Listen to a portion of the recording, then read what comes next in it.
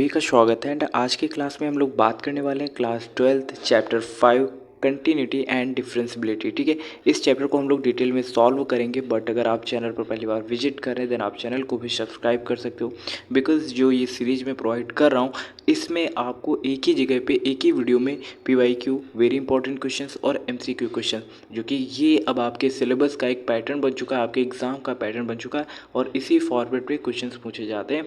So that इसीलिए ये series में आप सभी को प्रोवाइड कर रहा हूँ।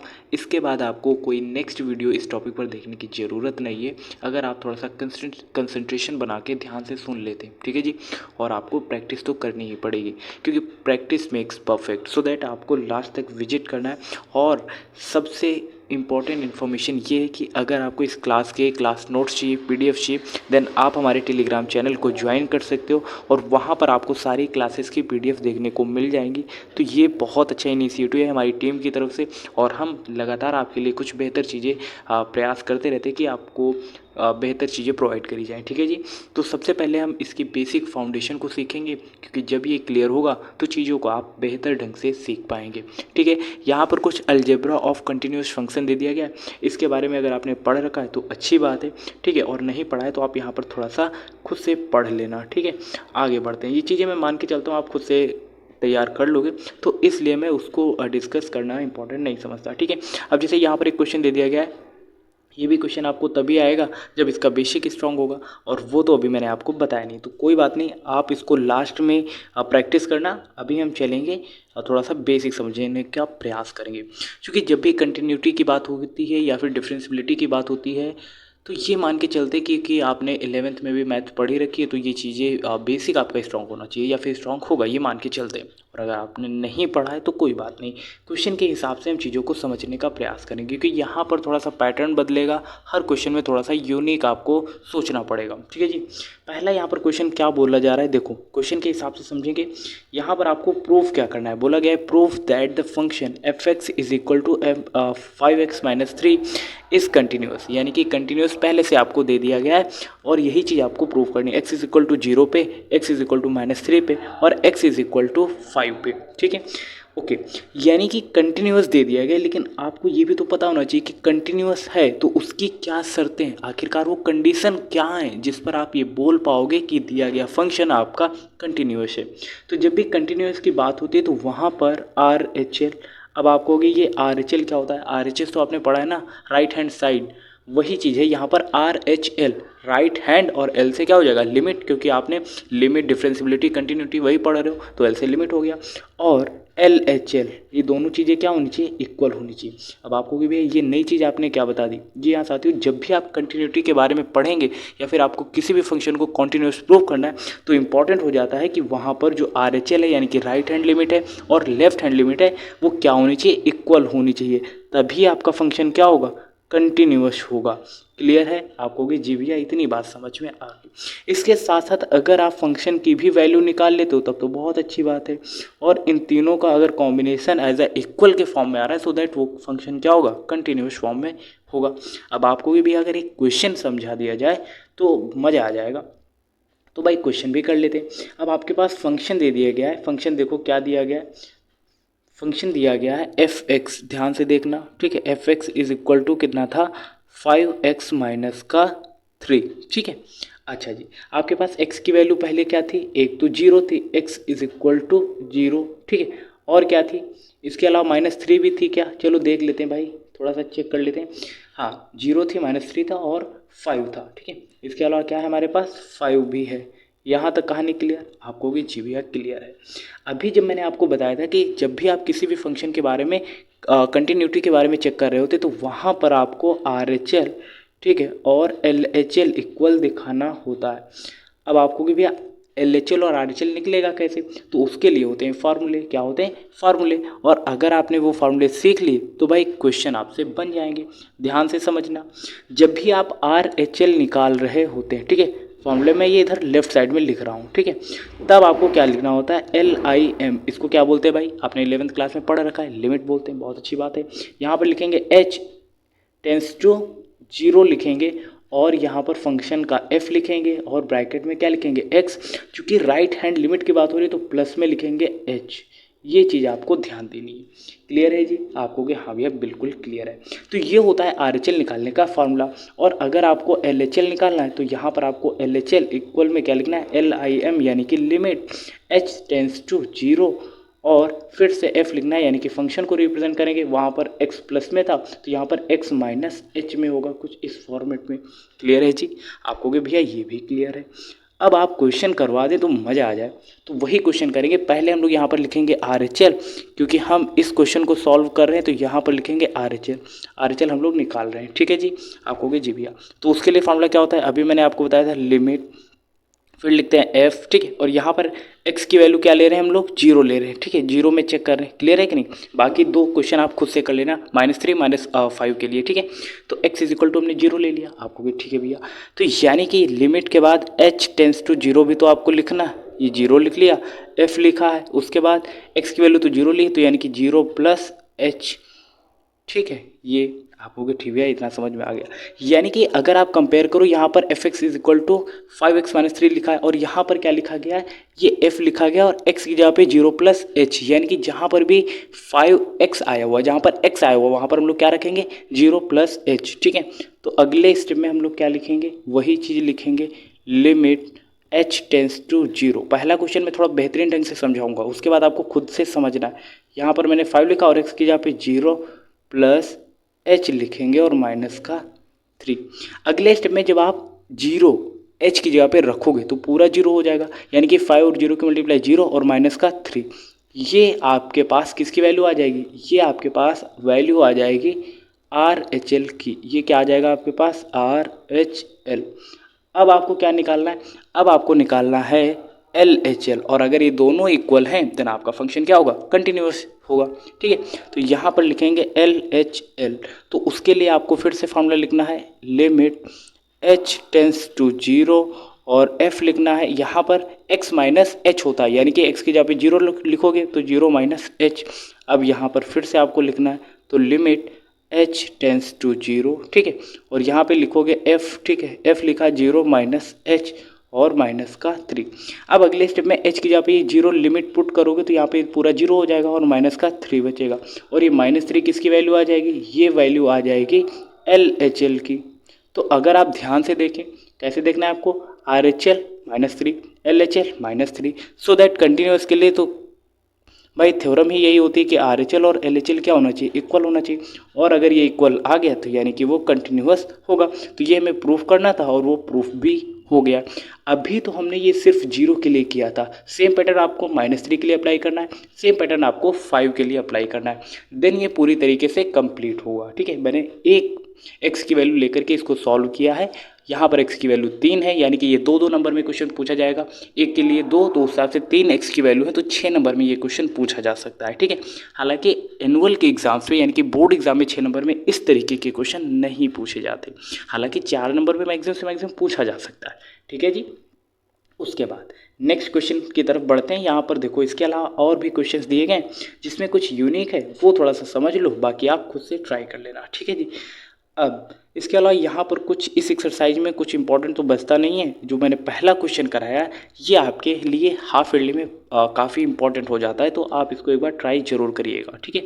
आधा तो मैंने करा ही दिया है, बाकी आपको खुद से ट्राई करना है। नेक्स्ट क्वेश्चन की तरफ चलते हैं, जो बोर्ड एग्जाम में जिसके आने के चांसेस सबसे ज़्यादा है। और आपको तो पता है हर सीरीज में मैं आपको PYQ क्वेश्चन से भी रूबरू कराता हूँ, उनकी प्रैक्टिस तो कराता ही हूँ। और वही एक यहाँ पर एक और PYQ क्वेश्चन हम सभी को देखने को मिल गया है, वो रहा ये। ठीक है? ये प्रीवियस ईयर क्वेश्चन है और ये काफ़ी बार पूछा गया है। ठीक है जी? तो इसको थोड़ा सा, अब तो आपको पता ही चल गया कंटिन्यूटी के लिए कंडीशन क्या होती है। कंटिन्यूटी की जब भी चेक करना है आपको, तो वहाँ पर RHL, ठीक है, यानी कि राइट हैंड लिमिट और लेफ्ट हैंड लिमिट क्या दिखाना होता है जी, इक्वल दिखाना होता है। आपको कि जी भैया ये तो अभी आपने पढ़ाया था, अब तक हमको याद है। ठीक है? तो ये तो हम कंटिन्यूटी चेक करते हैं इससे, इस फार्मूले से। ठीक है? अब क्या बोला गया है, find the relation between A and B, यानी कि A एंड B की आपको वैल्यू भी फाइंड आउट करनी और उसके बीच का रिलेशन आपको रिप्रेजेंट करना है।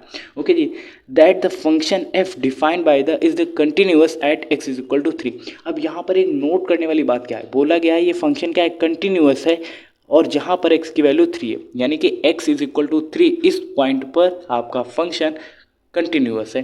और कंटिन्यूस के लिए तो मैंने बताया RHL और LHL आपको निकालना होता है। तो सबसे पहले हम लोग RHL निकालेंगे।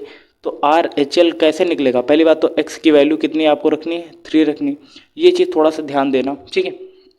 देखो यहाँ पर इसका मतलब क्या है, ये इस लिखने का मतलब क्या है? देखो यहाँ पर x की वैल्यू क्या है? इस लेस देन 3 है ना, और इक्वल भी है, यानी कि x की वैल्यू अगर इक्वल है तब हम ax+1 में x की वैल्यू पुट करेंगे, या फिर x की वैल्यू 3 के इक्वल है, ठीक है जी, इक्वल है या फिर उससे कम है, लेस देन है। और x की वैल्यू अगर ग्रेटर देन 3 है देन हम bx+3 में अप्लाई करेंगे। इसका मतलब नहीं समझ में आया ना? कोई बात नहीं, क्वेश्चन करते हैं, समझ में आ जाएगा। तो RHL के लिए फॉर्मूला क्या लिखा जाएगा? आपको पता है, लिमिट लिखेंगे, ठीक है, फिर h टेंस टू 0 लिखेंगे, फिर फंक्शन लिखेंगे और x की जगह पे 3 लिखेंगे और प्लस में h लिखेंगे। यही लिखते हैं ना, क्योंकि यहाँ पर 3 की जगह पे x लिखते तो x प्लस h हो जाता, तो हमने वैल्यू पुट कर ली, ठीक है जी। अगले स्टेप में क्या लिखेंगे? Limit h tends to 0। अब 3 प्लस h, यानी कि 3 में कुछ ऐड हो रहा है, और 3 में कुछ ऐड होगा तो ऑफकोर्स सिंपल सा वो 3 से ज़्यादा होगा x की वैल्यू, और x की वैल्यू ज़्यादा होगी तो वो किस में अप्लाई होगा? bx+3 में रखेंगे। ये चीज़ समझना थोड़ा सा, ठीक है ना। देखो यहाँ पर इस चीज़ से समझो, यहाँ पे लिखा है 3 प्लस एच। 3 प्लस एच का मतलब क्या है? 3 में कुछ ऐड हो रहा है, 3 में कुछ ऐड हो रहा है, यानी कि x की वैल्यू बढ़ेगी, यानी कि bx+3 में 3 प्लस एच रखना है। समझ में आया ना आपको? भी हाँ भैया समझ में आया। तो यहाँ पर b लिखेंगे और x की जगह पे आपको क्या लिखना है? 3 प्लस एच, और आपके पास क्या है? प्लस का 3। यहाँ तक कहानी क्लियर है? आप कहोगे जी भैया। अब यहाँ पर अब अगले स्टेप में आप करोगे क्या? लिमिट रखोगे, यानी कि s इक्वल टू 0, तो यहाँ पर 0 रखोगे तो 3 प्लस 0 यानी कि 3 रहेगा, और 3b और ये प्लस का 3, ये क्या आ जाएगा आपके पास? ये आ जाएगा आपका राइट हैंड लिमिट। ये क्या आ चुका है? Right hand limit. क्लियर है कि नहीं क्लियर है? नहीं समझ में आया? यहाँ पे देखो b लिखा था, आपने b लिखा, 3 प्लस एच की जगह पे 0 लिखते और ये प्लस का 3, तो ओवरऑल क्या आ जाता? 3b प्लस, यानी कि ये b मल्टीप्लाई 3 प्लस में 3, यही आता ना। तो वही चीज़ तो मैंने यहाँ पे लिखा हुआ है, ठीक है जी। तो ये तो आपके पास RHL आ चुका है। अब आपको निकालना है LHL। तो LHL के लिए फार्मूला क्या अप्लाई होगा? तो उसके लिए तो आपको पता है, लिमिट लिखते हैं, h टेंस टू 0 लिखते हैं, उसके बाद यहाँ पर x की वैल्यू हम लोग 3 ले रहे हैं, x इज इक्वल टू कितना ले रहे हैं? 3, तो यानी कि 3 माइनस एच होगा, ठीक है। वैसे तो x माइनस एच होता है फार्मूले के अकॉर्डिंग, लेकिन x की वैल्यू हम लोग 3 ले रहे हैं तो वो हमने लिख लिया है यहाँ पे। उसके बाद लिमिट h टेंस टू 0 लिखेंगे। अब देखो 3 माइनस एच, यानी कि 3 में से कुछ घटाया जा रहा है, सब्सट्रैक्ट किया जा रहा है, और 3 में से कुछ घटेगा यानी कि कम हुआ, तो x की वैल्यू ऑफकोर्स घटेगी, तो वो पहले में चला जाएगा, यानी कि जहाँ पर ax+1 लिखा है वहाँ पर a लिखेंगे और x की जगह पे 3 माइनस एच लिखेंगे, और क्या है? प्लस का 1 है, ठीक है जी। आप कहोगे हाँ भैया समझ में आ गया। इसके आगे देखो, अब देखो h की जगह पे 0 लिखोगे तो आपके पास 3 बचेगा, सिंपल सा, 3 में से 0 घटाएंगे 3, यानी कि ओवरऑल आपके पास 3a+1 आ जाएगा। यहाँ तक कहानी क्लियर? आप कहोगे जी भैया ये भी कहानी क्लियर है।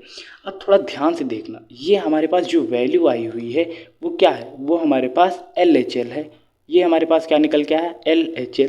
चूँकि फंक्शन ऑलरेडी क्या है? कंटिन्यूस फॉर्म में, यानी कि कंटिन्यूस तभी होगा जब RHL और LHL क्या होगा? इक्वल होगा। इसका मतलब ये जो RHL 3b+3 आया हुआ है और LHL 3a+1 आया, ये दोनों क्या होंगे? इक्वल होंगे। और इक्वल होंगे तो उस केस में क्या लिखेंगे हम लोग? रिलेशन दिखाना है a और b में, तो 3b+3 is equal to 3a+1, इस फॉर्मेट में लिखेंगे। क्लियर है जी? आप कहोगे जी भैया। अब देखो, अब क्या करना है? ये 3 को इधर ही रखते हैं, अब 3 में से ये प्लस का 1 इधर घटेगा और इक्वल में क्या हो जाएगा? 3a और ये माइनस का 3b। जब आप इसे थोड़ा सा और सही फॉर्म में लिखोगे तो क्या आ जाएगा? 3a माइनस 3b, इक्वल में क्या बचेगा हमारे पास? 2 बचेगा, ठीक है ना। या फिर आप इधर लिख लो, ठीक है, ये क्या हो जाएगा? 3a माइनस 3b, ठीक है, और इक्वल में क्या बचेगा? 2 बचेगा।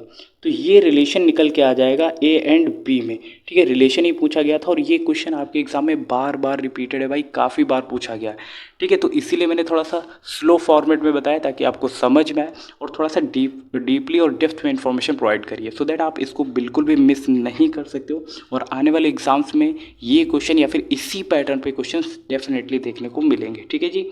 आगे बढ़ते हैं।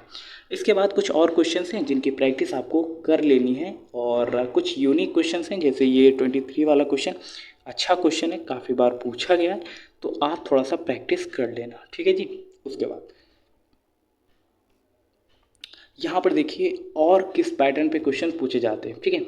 अब यहाँ पर मैं कुछ हिंट ही दूंगा, बाकी आपको खुद से ट्राई करना है। ये 27 वाला क्वेश्चन काफ़ी बार इस तरीके के क्वेश्चंस पूछे गए हुए हैं, ठीक। देखो यहाँ पर के एक्स स्क्वायर, यहाँ पे ये ऑलरेडी क्या बोला गया, ये कंटिन्यूस क्वेश्चन, ये क्या है, कंटिन्यूस फॉर्म में है, ठीक है। यानी कि कंटिन्यूस है, तो जब कंटिन्यूस होते हैं तो उसके लिए आपको पता है दो ही चीज़ें अप्लाई होती है। एक तो आपका RHL और दूसरा क्या होता है LHL। ये दोनों ही क्या होते हैं, इक्वल होने चाहिए। तो वो आपका जो फंक्शन होगा वो क्या होगा, कंटिन्यूस फॉर्म में होगा। क्लियर है कि नहीं। RHL के लिए फॉर्मूला क्या अप्लाई होता है, एक बार फिर से मैं आपको याद दिला देता हूँ। लिमिट h टेंस टू 0 और f ब्रैकेट में x प्लस h, ठीक है। और अगर यहाँ पर किसकी बात हो रही है, लेफ्ट हैंड लिमिट की बात हो रही है, तो वहाँ पर फॉर्मूला क्या होता है, limit h tends to 0 f, ठीक है। और यहाँ पर x माइनस h, ये फार्मूले होते हैं। क्लियर है कि नहीं, आपको ये जी पता है। तो यहाँ पर आपको k की वैल्यू फाइंड आउट करनी है, ठीक है जी। k की वैल्यू फाइंड आउट करनी है, तो उसके लिए जब आप लिमिट RHL और LHL इक्वल करोगे तो यहाँ पर ये कुछ इस फॉर्मेट में आएगा। मान लेते हैं, मान के चलते हैं RHL की वैल्यू मान लेते हैं कुछ ऐसा आ जाएगा 2k, और यहाँ पर LHL आपके पास ऑलरेडी मान लेते हैं 4 आ जाएगा। तो अब आप इसे अगर सॉल्व करोगे तो k इज इक्वल टू कितना मिलेगा, 2 मिलेगा। तो कुछ इसी फॉर्मेट में लाइक दिस, ठीक है, बिल्कुल कंफर्म नहीं मानना है, लाइक दिस आपको ऐसा ही कुछ देखने को मिलेगा। और इस पैटर्न पर आपको k की वैल्यू फाइंड आउट करनी है। तो इस लिहाज से 27, 28, 29 ये क्वेश्चंस भाई काफ़ी इंपॉर्टेंट है, और 30 वाला भी क्वेश्चन इंपॉर्टेंट है, ठीक है जी।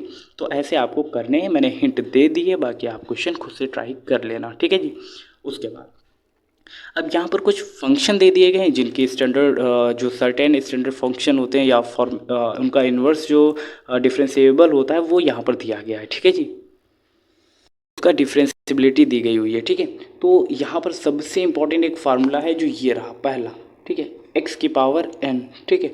इसका अगर आप x के फॉर्मेट में या फिर x के रिस्पेक्ट में डिफरेंशिएबिलिटी चेक करोगे तो n क्या होता है, पहले आ जाता है, और x की पावर जो होती है वो उसमें से एक कम हो जाती है। ये फॉर्मूला यहाँ पर लिखा गया है, ठीक है जी। और जब भी आप साइन x का डिफरेंशिएबल करते हो तो d/dx ऐसे साइन x लिखते हो, और इक्वल में क्या आपको मिलता है, साइन x का कॉस एक्स, यही मिलता है ना। ऐसे ही आपको फिर ऐसे लिखना होता है d/dx, और कॉस एक्स का जब आप डिफरेंशिएबल करते हो तो माइनस का साइन एक्स देखने को मिलता है। सेम पैटर्न पर अगर आप d/dx tan x करते हो, सो दैट यहाँ पर x के रिस्पेक्ट में जब आप डिफरेंशिएबल करते हो इसका, तो आपको देखने को मिलता है सेक स्क्वायर एक्स, ठीक है। तो ये कुछ इंपॉर्टेंट फार्मूले थे जो आपको पता होना चाहिए था, तो इसलिए भी हमने यहाँ पर चर्चा करी, क्योंकि इससे रिलेटेड अब आगे क्वेश्चंस आएंगे, ठीक है, और हमें उनको करना होगा। यहाँ पर एक क्वेश्चन दे दिया गया, हालांकि आपको हो सकता है ना समझ में आए, मैं फिर भी यहाँ पर आपको समझाने का प्रयास करूँगा। आप थोड़ा सा ध्यान से देखिएगा। यहाँ पर tan 2x+3 का आपको डेरिवेटिव फाइंड आउट करना है, ठीक है। क्या फाइंड आउट करना है, डेरिवेटिव। सो दैट अगर अभी मैंने आपको बताया था अगर dx tan x होता तो आप क्या लिखते, तो डायरेक्ट आप tan x है तो आपको पता है इसका क्या होता है, सेक स्क्वायर एक्स। क्लियर है जी, ठीक है। अब यहाँ पर देखो tan 2x+3 है, तो उसको मान लेते हैं 2x+3 को हम x ही मान लेते हैं, तो उस लिहाज से आंसर क्या आता, सेक स्क्वायर, यहाँ पर जो 2x था उसको 2x+3 ऐसे लिख लेते, और जो आपको यहाँ पर ये मिला है उसका एक बार और डिफरेंशिएबल कर लेते। जो देखो नंबर डिजिट होते हैं वो हमेशा 0 हो जाता है डेरिवेटिव उसका, और 2x लिखा है तो इसका 2 आ जाता, और 2 एक तरीके से नंबर है तो वो आगे आ जाएगा 2, और सेक स्क्वायर उसके बाद 2x+3, ये इस फॉर्मेट में लिख दिया जाता, बस आ जाता। अगर आप में से किसी बच्चे के बेसिक्स क्लियर हैं तो उसको ये बात समझ में आ गई होगी, और अगर आपने बेसिक्स नहीं पढ़े हुए हैं तो थोड़ी सी प्रॉब्लम आपके लिए तो है, लेकिन चैलेंजिंग भी है आपके लिए, तो थोड़ी सी मेहनत करने की ज़रूरत है, ठीक है। उसके बाद अब ये क्वेश्चंस करते हैं, ठीक है जी। तो अभी चूँकि मुझे आ रहा है तो मैं कर पा रहा हूँ, आपको नहीं आ रहा है तो आपसे नहीं बन रहे हैं, लेकिन समझने का प्रयास करेंगे तो चीज़ें आसान होंगी, एक क्वेश्चन आसानी से समझेंगे। यहाँ पर आपको इसका डेरिवेटिव फाइंड आउट करना है, डिफ्रेंशिएट इसको करना है, ठीक है। तो मान लेते हैं d/dx, और इसको लिखेंगे साइन, ठीक है। उसके बाद क्या है, ये है x² + 5, ये हमें इसका डिफरेंशिएबल करना है। सो दैट जब आपके पास ये फंक्शन दिया रहता है d/dx, और साइन x का फॉर्मूला क्या होता है भाई, तो उसके लिए होता है कॉस और एक्स। ठीक है, तो यानी कि जब हम इसको डिफरेंशिएबल इसका फाइंड आउट करेंगे तो साइन का तो कॉस एक्स होगा ही होगा, और एक्स की यहाँ पे जो पूरा लिखा है एक्स स्क्वायर 5 वो हम लिखेंगे, क्योंकि जब हम एक्स स्क्वायर को सॉल्व करेंगे तो यहाँ पर 2 और एक्स की पावर में से 2 में से 1 घट जाएगा, तो यही सिंपल सा बचेगा। ओवरऑल हमारे पास क्या आ जाएगा, 2x ये आगे आ जाएगा और कॉस एक्स स्क्वायर 5, ठीक है, प्लस में। तो ये हमारा फाइनल आंसर निकल के आएगा। आया समझ में? नहीं आया कोई बात नहीं। नेक्स्ट क्वेश्चन करते हैं सेकंड वाला। अब देखो यहाँ पर दे दिया गया है कॉस और दे दिया गया है साइन एक्स, ठीक है। क्योंकि आपको पता है कि जब हम इसे सॉल्व करेंगे डी अपॉन डी एक्स, ऐसे लिखेंगे कॉस और इधर लिखा साइन एक्स, ठीक है। तो आपको पता है, क्या पता है आपको? आपको पता है कि कॉस एक्स का जो डिफरेंशिएबल होता है वो किस में आता है, माइनस के साइन एक्स में आता है। तो साइन उसके बाद साइन एक्स लिखेंगे, और जब आप साइन एक्स को आपने एक्स माना था सो दैट इसका भी डिफरेंशिएबल एक बार करना पड़ेगा, तो वो आएगा कॉस और एक्स, ठीक है। तो वो आ जाएगा कॉस एक्स। जब आप पूरा इसको लिखोगे तो कुछ ऐसा लिखोगे कॉस एक्स, और क्या लिखोगे आप, माइनस आगे लगा लो, ठीक है, ये हो जाएगा साइन और साइन एक्स, ये आपका आंसर आएगा। आया समझ में? सेम पैटर्न पर आपको ये बाकी क्वेश्चन खुद से ट्राई करने, और उसके लिए अगर जैसे कुछ और फार्मूले जो नहीं आ रहे हैं तो उनको एक बार आप देख लीजिए। जैसे कॉस इनवर्स एक्स के लिए इसका जब आप डिफरेंशिएबल करोगे तो -1 अपॉन, देखो माइनस में मिलेगा आपको -1, ठीक है, 1 अपॉन एक्स स्क्वायर, कुछ इस फॉर्मेट में। कॉट स्क्वायर की बात करोगे तो -1 upon 1 plus x square. Sec square की बात सेक माइनस या फिर सेक इनवर्स एक्स की बात करोगे तो यहाँ पर आपको मिलेगा 1 अपॉन एक्स और स्क्वायर एक्स स्क्वायर -1, कुछ इस फॉर्मेट में। और कॉसेक में बस आपको एक बार निगेटिव लगा देना होगा, ठीक है। तो ये कुछ फार्मूले थे जो आपको पता होने चाहिए थे, ठीक है जी। अब हम कुछ और क्वेश्चंस कर लेते हैं जो एग्जाम्पल के तौर पर यहाँ पर दिए गए हैं, ठीक है। सबसे पहले आपको मैं PYQ क्वेश्चंस बता देता हूँ जिनकी प्रैक्टिस आपको खुद से कर लेनी है। 30 वाला question one of the most important question है भाई। ऐसे क्वेश्चंस आपके एनुअल एग्जाम्स में या फिर बोर्ड एग्जाम में पूछे जाते हैं, ये भी इंपॉर्टेंट है। 12 वाला भी, ठीक है जी। उसके बाद तो इन क्वेश्चंस की प्रैक्टिस आपको करनी है। आपको क्लास में, स्कूल में, कोचिंग में, जहाँ पर भी आपको मौका मिलता है, जहाँ पर आपको सीखने का समय मिलता है, वहाँ पर आपको डिस्कशन करना है और अपने नॉलेज को इम्प्रूव करना है, सो दैट यहाँ पर हर एक चीज़ें आपको एक्सप्लेन करना, वीडियो लंबी हो जाना, खुद का पढ़ना, तो इस वजह से मैं सारे क्वेश्चन का जवाब नहीं दे पाता, ठीक है जी। और लाइक मैं भी अभी एक स्टूडेंट हूँ, तो इसलिए कुछ क्वेश्चन मुझसे भी नहीं होते हैं कभी कभी, तो मैं क्या करता हूँ कि उसको स्किप करा देता हूँ। लेकिन आपको ज़रूर बताता हूँ कि ये क्वेश्चन इंपॉर्टेंट है, जो क्वेश्चन इंपॉर्टेंट है वो मैं आपको ज़रूर बताता हूँ, ताकि मुझे नहीं आ रहा कोई बात नहीं, लेकिन आप सीख तो सकते हो, कहीं से पूछ सकते हो, फिर अपना एग्ज़ाम अच्छा कर सकते हो, ठीक है जी। तो जितनी हो सकती है मदद वो तो मैं कर ही रहा हूँ, लेकिन मैं आपसे कुछ भी नहीं छुपाता, ठीक है, पर्सनली। अब यहाँ पर 5.4 जो एक्सरसाइज है इसमें क्वेश्चंस कुछ इस फॉर्मूले में बनते हैं। देखो आइलेट का फार्मूला जो होता है वो तो उसके लिए लगता है, किसके लिए भाई, इंटीग्रेशन के लिए, ठीक है। लेकिन फिर भी यहाँ पर आप देखो differentiate the following with respect to x, ठीक है। WRT का मतलब है विद रिस्पेक्ट टू एक्स, ठीक है। अच्छा जी, तो यहाँ पर कुछ और फार्मूले थे जो मुझे बताने चाहिए थे, हालांकि मैंने आपको नहीं बताए या फिर आपकी किताब में होंगे, ठीक है। खैर यहाँ पर कुछ इस फॉर्मूले में ये दिया गया है, जब भी ऐसा कुछ क्वेश्चन पूछा जाए, देखो ये कुछ ऐसा लिखा है, ये मान लेते हैं fx है और ये लिखा हुआ है gx, ठीक है। वैसे तो मैं जब पढ़ रहा था तो इसको बोलते थे जैसे अंश इंग्लिश में, और डिवाइड को लिखते थे हर, यानी कि अंश बटे हर का अवकलन आपको निकालना होता था। चूँकि मैं हिंदी मीडियम से पढ़ा हूँ, आपको इंग्लिश में पढ़ा रहा हूँ, क्योंकि रिक्वायरमेंट है तो भाई करना तो पड़ेगा आपके लिए। इसके लिए फार्मूला क्या होगा, तो फार्मूला देखो भाई, तो इसके लिए क्या फार्मूला होता है, gx आपको लिखना है, फिर आपको डिफरेंशिएबल फाइंड आउट करना है किसका, f ऑफ x का, फिर माइनस करना है, ठीक है। अब क्या करोगे आप, अब आपको fx लिखना है और डिफरेंशिएबल करना है किसका, gx का, और डिवाइड में जो gx दिया गया है उसका स्क्वायर कर देना है, ठीक है। इसका क्या करेंगे, स्क्वायर। ये होता है फार्मूला, इसी के अकॉर्डिंग ये क्वेश्चन सॉल्व होगा, ठीक है जी, ठीक है। अच्छा जी, अब देखो gx क्या है हमारे पास, साइन x है, तो हम यहाँ पर पहला क्वेश्चन कर रहे हैं, तो इसको मान के चलते हैं, हमारे पास है साइन x, ठीक है, इस फार्मूले के हिसाब से, और d अपॉन डी एक्स और ex लिखेंगे, ठीक है, माइनस। अब देखो हमारे पास ex पहले है fx की जगह पे, ठीक है, तो ex लिख लिया, d अपॉन डी एक्स। अब हमें क्या करना है, gx का अवकलन करना है, यानी कि डिफ्रेंशिएट करना है, तो यहाँ पे लिखेंगे साइन एक्स और डिवाइड में साइन एक्स का क्या करेंगे, स्क्वायर करेंगे। ठीक है, तो इसका हमने कर दिया स्क्वायर। अब आगे देखो क्या होगा। देखो यहाँ पर सबसे पहले लिखा है साइन एक्स, तो हमने लिख लिया साइन एक्स। और आपको पता होना चाहिए कि ई की पावर एक्स का जब आप अवकलन करते हो या फिर जब आप उसे डिफ्रेंशिएट करते हो तो उसका आंसर ई की पावर एक्स ही आता है, कुछ चेंज नहीं होता। फिर माइनस ई की पावर एक्स है, ई की पावर एक्स लिख लिया। साइन एक्स का जब आप अवकलन करोगे, डिफ्रेंशिएट करोगे तो साइन एक्स का क्या आता है, कॉस एक्स, और डिवाइड बाई क्या था हमारे पास, साइन एक्स का होल स्क्वायर यानी कि sine square x. Finally answer क्या आएगा, देखो ई की पावर एक्स है, ई की पावर एक्स है, दोनों जगह पे कॉमन मिल रहा है तो हम लिखेंगे ई की पावर एक्स, कॉमन मिल गया।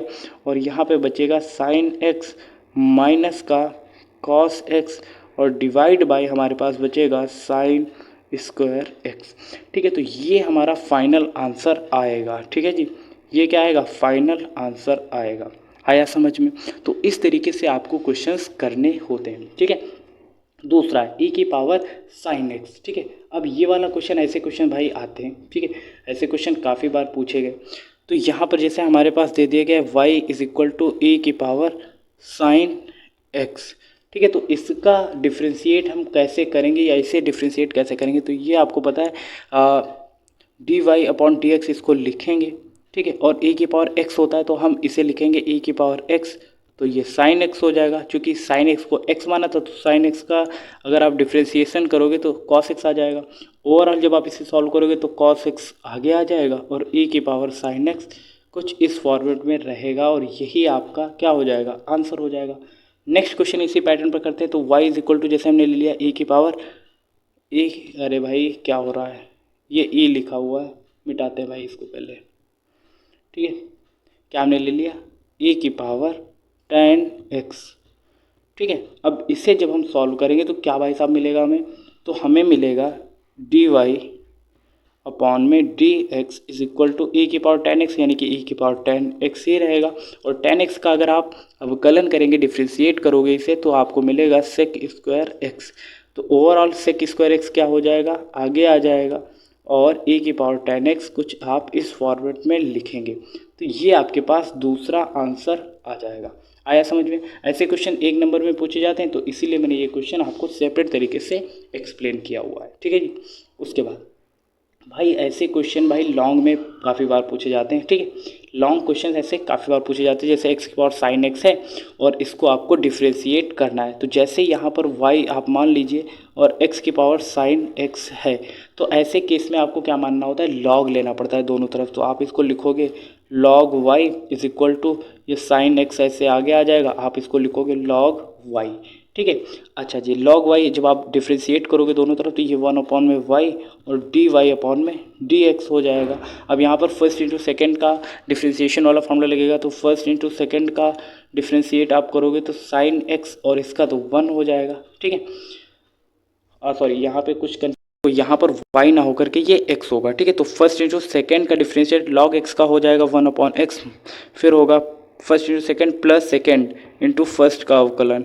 ठीक है, या डिफ्रेंशिएट साइन x का क्या हो जाएगा, कॉस x। ठीक है, एक बार कंफर्म कर लेते हैं। ठीक है, ठीक है, अब ये d upon d Y upon में डी एक्स आप ऐसे लिखोगे। अब देखो y यहाँ पे क्या कर रहा है, डिवाइड कर रहा है, तो अगले स्टेप में क्या करेगा, यहाँ पे भाई साहब आपको पता होना चाहिए डिवाइड कर रहा है तो मल्टीप्लाई, और ये साइन x अपॉन में क्या हो जाएगा, x हो जाएगा, और प्लस में ये क्या हो जाएगा, log x इंटू में cos x। आप चाहो तो इतना स्किप कर सकते हो, लेकिन इसके अलावा आप कंप्लीट तरीके से सॉल्व करना चाहते हो तो इसके आगे क्या होगा, देखो y की वैल्यू यहाँ पे रख दो।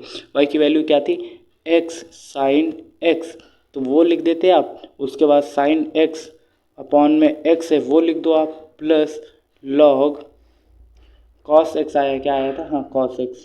ठीक है, log x इंटू में cos x।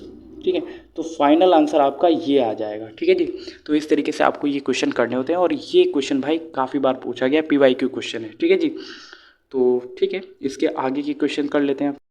उसके बाद नेक्स्ट क्वेश्चन यहाँ पर देखो, यहाँ पर आपको क्या करना है, डी वाई अपॉन में डी एक्स फाइंड आउट करना है और यहाँ से एक क्वेश्चन आएगा आपके एग्जाम में। सो दैट देखो यहाँ पर एक्स की वैल्यू दे दी गई और यहाँ पर वाई की वैल्यू दे दी गई, तो थोड़ा ध्यान से समझना। एक्स इज इक्वल टू क्या दे दिया गया है, 2at²। अब यहाँ पर ये x की वैल्यू है और y की वैल्यू यहाँ पर क्या दे दिया गया है, ए और टी की पावर 4, ठीक है। तो यहाँ पर दो अलग अलग फार्मूले अप्लाई हो रहे होंगे। तो पहले आप डी एक्स अपॉन में डी टी निकालोगे। क्या निकालोगे? डी एक्स अपॉन में डी टी, ठीक है। टी के रिस्पेक्ट में आपको डिफ्रेंशिएट करना है। तो ये 2 रहेगा, ठीक है, क्योंकि ये इसका कोफिशिएंट है, ए भी रहेगा। टी की पावर 2 है तो 2 क्या हो जाएगा, आगे आ जाएगा, और टी की पावर में से 2 में से 1 घटेगा तो टी सिंगल सा बचेगा। इक्वल में क्या आ जाएगा, डी एक्स अपॉन में D t is equal to 2 2 जा 4 ए और ये टी आ जाएगा। क्लियर है आपको? क्या? हाँ भैया बिल्कुल क्लियर है। यहाँ पर डी वाई अपॉन में डी टी निकालेंगे आप, तो यहाँ पे क्या मिलेगा, 4 आगे आ जाएगा ए, और टी की पावर 4 में से 1 घटेगा तो यानी कि 3 बचेगा। क्योंकि आपको क्या निकालना है, डी वाई अपॉन में डी एक्स, यानी कि आपको डी वाई यानी कि डी वाई अपॉन में डी टी अपॉन में डी एक्स अपॉन में डी टी ये लिखना होगा। सो दैट यानी कि आप पहले 4a क्यूब लिखोगे और फिर आप लिखोगे 4a लिखोगे, ठीक है। अब जब आप इसे सॉल्व करेंगे तो आपके पास आंसर क्या आएगा, डी वाई अपॉन में डी एक्स, चूँकि आपको डी वाई अपॉन में डी एक्स ही निकालना है। तो 4a से 4a कैंसिल, टी से टी कैंसिल, यानी कि आपके पास ये आंसर आ जाएगा, डी वाई अपॉन में D T, D Y upon में D X is equal to T square. ये आपका आंसर आ रहा होगा, ठीक है जी। पैटर्न पर हालांकि ये क्वेश्चंस का जो लेवल है वो क्वेश्चन टू क्वेश्चन वेरी करता है, बढ़ता जा रहा है, वो अलग बात है, लेकिन कंसेप्ट क्लियर है। तो सेम पैटर्न पर आपके इस एक्सरसाइज के सारे क्वेश्चंस होने हैं, तो आप इनकी प्रैक्टिस करिएगा। जो क्वेश्चन नहीं होते आप अपने स्कूल में डिस्कस करिए, कोचिंग में डिस्कस करिए, आप अपने फ्रेंड से डिस्कस करिए, ठीक है, तो चीज़ें क्लियर होंगी। उसके बाद यहाँ पर मैं आपको बस बेसिक क्लियर करा रहा हूँ ताकि आपको एक आइडिया जनरेट हो कि हाँ ये बेसिक है, ऐसे क्वेश्चन आते हैं और इस लेवल की आपको मेहनत करनी है। मैं इतनी आपकी हेल्प कर सकता हूँ जी। इसके अलावा आपको बाकी कार्य खुद से करने। सेकेंड ऑर्डर डेरिवेटिव, इसका मतलब क्या है, पहला जैसे आप निकालते थे डी वाई अपॉन में डी एक्स, तो वो क्या होता था, फर्स्ट डेरिवेटिव, ठीक है, फर्स्ट ऑर्डर डेरिवेटिव। अब आपको एक बार फिर से डिफ्रेंशिएट करना होगा, तो डी टू वाई और डी एक्स टू, ये क्या होगा, सेकेंड ऑर्डर डेरिवेटिव, ठीक है जी। तो ये चीज़ आपको निकालनी है। कभी कभी इसको एफ डैश एक्स से भी रिप्रेजेंट करते, और इस चीज़ को डबल है तो यहाँ पर डबल डैश लग जाएगा, इससे भी रिप्रेजेंट करते हैं। तो ये चीज़ आपके जहन में पहले से होनी चाहिए, ठीक है जी। उसके बाद नेक्स्ट क्वेश्चन देखते हैं। सॉरी, यहाँ पर पेज ही ऐड हो गया, चलो कोई बात नहीं, इसी के बहाने एक क्वेश्चन कर लेते हैं। जैसे हमारे पास दे दिया गया है y is equal to cos x, ठीक है, ओके। ओवरऑल आप इसको एफ एक्स भी मान सकते हो, ठीक है, क्या मान सकते हो, एफ एक्स, ठीक है। अच्छा जी, अब हम फर्स्ट ऑर्डर जब डिफ्रेंशिएट कर देंगे इसको, तो हम लिखेंगे डी वाई अपॉन में डी एक्स, और कॉस एक्स का क्या होता है, माइनस का साइन एक्स, आपने यही पढ़ा है, ओके। और आप इसी के क्या लिख सकते हो, एफ डैश एक्स लिख सकते हो, यानी कि एक बार आपने डेरिवेटिव इसका फाइंड आउट कर लिया। एक बार और अवकलन करोगे, डेरिवेटिव इसका फाइंड आउट करोगे, तो हम इसको ऐसे लिखेंगे, और आपको पता है माइनस है तो माइनस लिखेंगे। साइन एक्स को किस में कन्वर्ट करेंगे, कॉस एक्स को, ठीक है, क्योंकि साइन एक्स का डेरिवेटिव क्या होता है, कॉस एक्स, और इज इक्वल टू ये एफ डबल डैश एक्स हो जाएगा। क्लियर है जी? आप कहोगे हाँ भैया बिल्कुल क्लियर है। अगर इसी का एक क्वेश्चन और पूछा जाए कि आप इसका क्या निकालो, यहीं से आपको एक और चीज़ पढ़नी होती है, डिफरेंशियल इक्वेशन।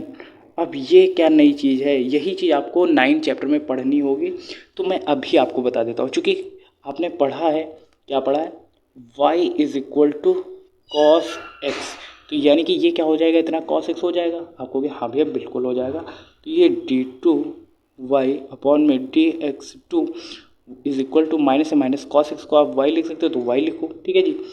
तो अब आपके पास आएगा क्या डेटा, तो अब आपके पास आएगा डी टू वाई अपॉन में डी एक्स टू, ये माइनस वाई इधर आएगा प्लस का वाई, और इक्वल में 0। तो ये आपके पास एक डिफरेंशियल इक्वेशन आ जाएगी, ठीक है। तो ये ऐसे भी सॉल्व होते हैं, ठीक है जी। ये क्वेश्चन आज की एक्सरसाइज का one of the most important and बहुत ही प्यारा सा क्वेश्चन था जो मैंने आपको कराया। इत्तेफाक की बात ये थी कि पेज ऐड हो गया, इसलिए मैं बता पा रहा हूँ, वरना मैं ये शायद कंसेप्ट आपको ना बताता, ठीक है जी। आगे बढ़ते हैं। अब यहाँ पर देखो, कुछ इस पैटर्न पर अभी मैंने क्वेश्चन कराया था, और वैसा ही क्वेश्चन देखो ये यहाँ पर आ गया, ठीक है। और ये क्वेश्चन भाई जितना बोलूँ उतना कम ही है, ठीक है। पी वाई क्यू है ये क्वेश्चन आपका, ठीक है। जब मैं पढ़ रहा था तो वहाँ पर भी काफ़ी बार क्वेश्चन पूछा गया, ठीक है। तो इसको ट्रिपल स्टार दे देते हैं, क्या करते हैं, ट्रिपल स्टार, इतना इम्पोर्टेंट है, ठीक है। एक बार मैं आपको ऐसे ही रूबरू करा देता हूँ। ये y इज इक्वल टू क्या लिखा है, a sine x plus b cos x, ठीक है। एक बार जब आप पहली बार इसको डिफ्रेंशिएट करोगे विद रिस्पेक्ट टू एक्स तो आपको मिलेगा ए और साइन एक्स का क्या होगा कॉस एक्स, ठीक है। फिर आप बी को बी लिखोगे, साइन एक्स कॉस एक्स का क्या होता है माइनस का साइन एक्स, ठीक है। एक बार और अगर आप डिफ्रेंशिएट करोगे यानी कि d2 मिल जाएगा d2y अपॉन में dx2, तो देखना ये तो यही रहेगा, कॉस एक्स का क्या हो जाएगा माइनस का साइन एक्स, ठीक है, प्लस में b और साइन एक्स का क्या हो जाएगा माइनस का कॉस एक्स, ठीक है। तो यानी कि घूम के वही पहली इक्वेशन बन गई, बस दोनों में कॉमन क्या लेना है माइनस कॉमन लेना है। तो यहाँ पे मिलेगा d2y dx2 और ये माइनस का अगर कॉमन ले लें तो ये बचेगा a साइन एक्स और ये क्या हो जाएगा b कॉस एक्स, और ये चीज़ हमारे पास क्या था, ये चीज़ तो ऑलरेडी हमारे पास y था, तो अब आप इसको क्या लिखोगे d2y अपॉन में dx2 और ये माइनस का y इधर आएगा तो प्लस का y इक्वल में 0, और यही चीज़ तो हमें प्रूफ करनी थी, यही चीज़ तो प्रूफ करनी थी, और वही चीज़ देखो आ गया कि नहीं ये इक्वेशन।